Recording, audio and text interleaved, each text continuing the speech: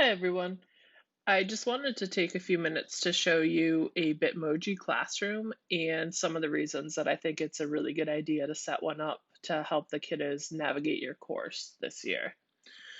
So, a few of the features that work really well in here are the ability to link in different objects and the ability to kind of personalize it. So we'll talk more about the Bitmojis later, but you can make your own Bitmoji to kind of look like you and put it in different positions.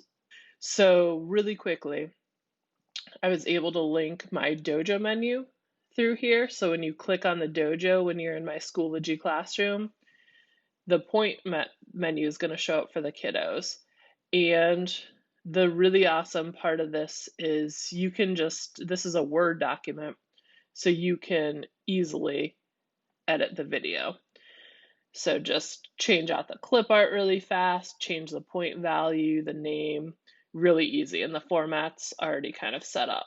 And the kids can click away at that anytime that they want, see what they want to work for the week. So that picture's linked into that. Mind Yeti's in there. If the kiddos want to do a little Mind Yeti, they click on the Yeti picture and it takes you right to that Mind Yeti playlist, and you've got all the meditations here. And it's also good for you as teachers too in the morning when you're looking for that for your mindfulness minutes during homeroom. It's right there. You go to your Schoology and click. So that's another benefit. And then finally, for things like Zoo U, which is one of the Centervention programs, it's a lot easier for the kids to find it without having to click in a web address every time. They just come to their Schoology page and click. They're brought to the login page. And it doesn't get much easier than that. And also, it's really kid friendly. So, some of the older students, it might be fine for them to look through folders and read through folder file names.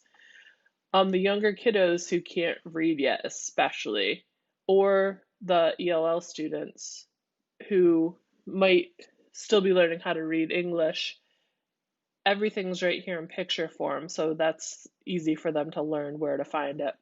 I'll show you on another tutorial how I linked in like an icon for a Zoom link and our students' application pages too. So just a couple of cautions to worry about, when you're making one of these Bitmoji classrooms. You want to be careful not to put anything private because you are going to have to publish it to the web where technically anybody could see it once it's up there.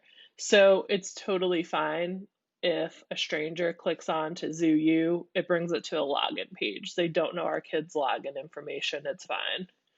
Bears expectations that we put up on the board, like really, who cares if they see our expectations? I stole Maria's expectations here because I thought her poster looked pretty sharp, so thanks, Maria. And you just want to be careful not to put, so my initial thought was to write on the board our Zoom password for the week.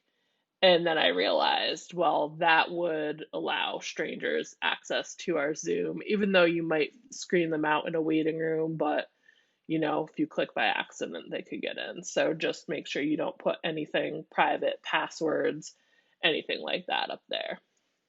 Before we go, I wanted to show you one more benefit of doing this. So if you notice that the Bitmoji classrooms need to be made in Google Slides. They allow you to publish it to the web and get this embed code, and the embed code is what allows you to put it on your page in a picture format as opposed to a text link. So in Google Slides, once you've published it, your updates are live. So I'm in my Slides program. I can go in here and it's as easy as I'm gonna do insert a text box and I'm gonna put the date up on the board. So date, and it's 7/6/20. And that's there now. So if I navigate back to my Schoology classroom, and I obviously have to refresh the page for that change to show up, but bam, date is right there.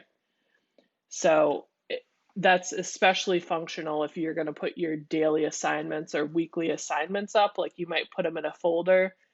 You can easily update that link by navigating back to your Google Slides. So that's it for this one. We'll get into some of the details of how to make these in other short videos.